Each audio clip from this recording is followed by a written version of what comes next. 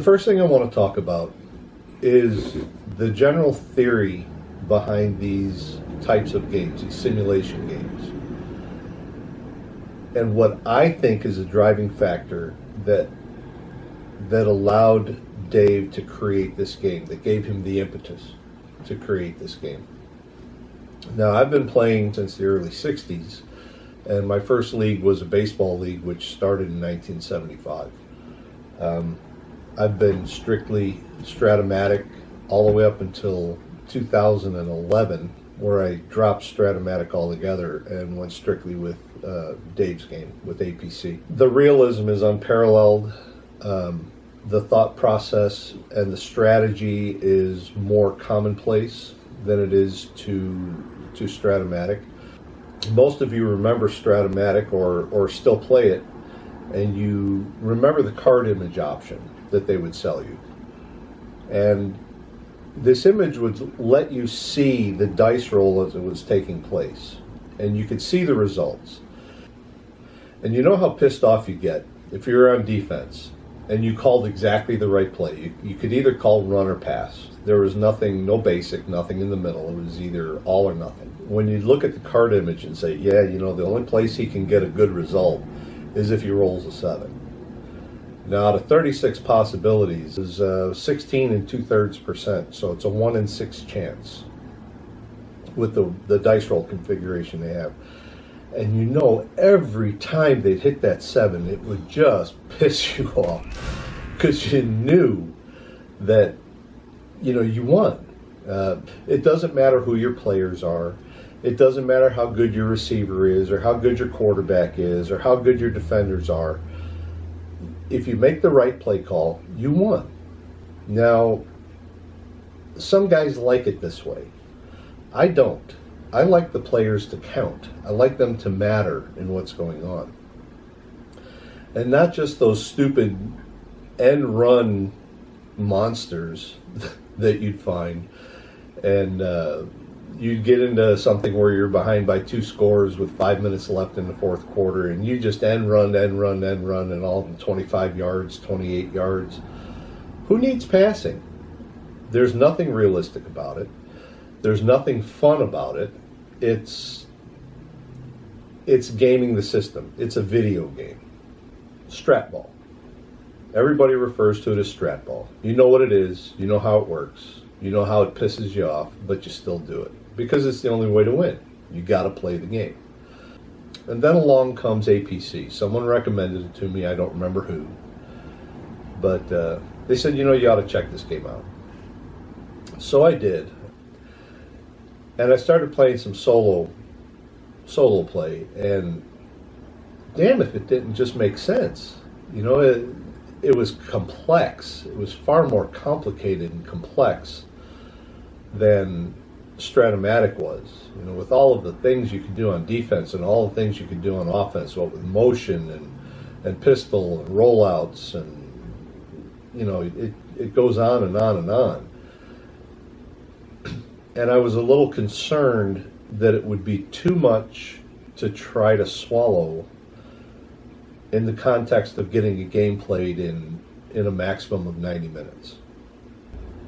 I'm at a point now where if I'm facing another fast coach, we can get a game done in between 45 and 60 minutes. After a year or two of playing the game and becoming comfortable with it, I started to think about how the game came to be and how the game engine works.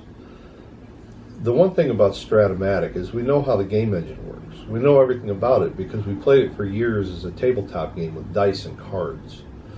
So you know the computer game is going to be based off of that game. You know the logic, you know the strategy, you know the odds, the chances, you know everything about how it works. So I'm looking at APC, which was created in the computer era as a computer game. It was never played on a table. Nobody knows how the game works. Nobody knows. Dave won't tell us, and I'm glad he won't. The only thing that could possibly happen by knowing how the game works is that somebody will figure out how to beat the system. Frankly, I don't want that to happen. And I'm not saying that there is a nook or a cranny in the code. I haven't been able to find anything yet. And I look hard. I love numbers. I'm a number geek. You know, if there's a challenge to be found in numbers, I'm going to sit there and look at it, figure out how to find out an answer. The way I think Dave created this game, if I were to create a new game, I would start with a series of Excel spreadsheets. As an example, for running backs, I would make a spreadsheet at least 1,000 numbers long. And it would start with, at the top of the spreadsheet would be maybe LG for long game.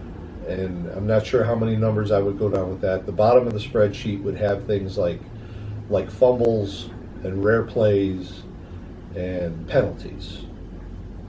And in the middle,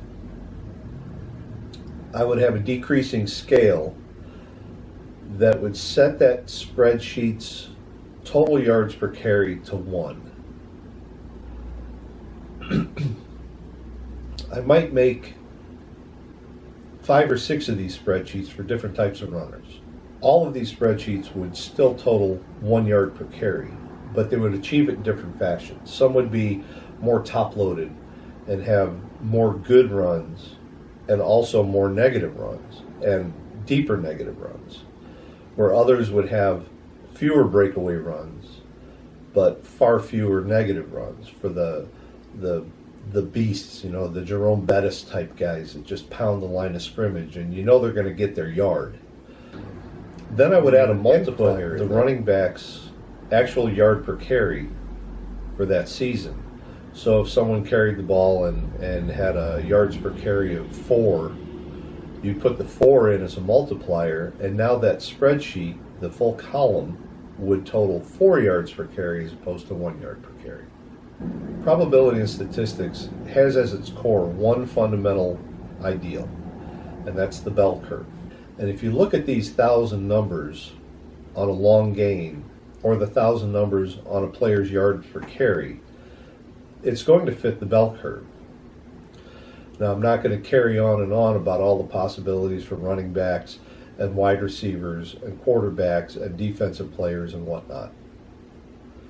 But you get the idea. And this is how I see the game when I play it. I see the standard deviations. I see the bell curves. I see the possibility. No matter what you do or what you call, unlike Strat-O-Matic, you're never guaranteed to win. Random numbers come into play, and this is why we play the games. This is where the fun comes in. If I just want the results of a game to be predicted by the statistical accuracy of the game, then there's no point in playing the game. The fun is in the random numbers. The fun is in doing your best because you know you have a chance. You always have a chance. The fun is in never giving up. You know, if you lost a game, you lost a game. It's a game. It doesn't matter. The fun is in trying to win. And I don't care how good your players are, somebody's going to beat you. Somebody will beat you. You could have the best team on the planet, and somebody will beat you if they understand how the game is made and how the game works. Okay, so the next video is going to be about play analysis and how we can take these thoughts about how the game is made and find out some answers. Until then, take care, you guys.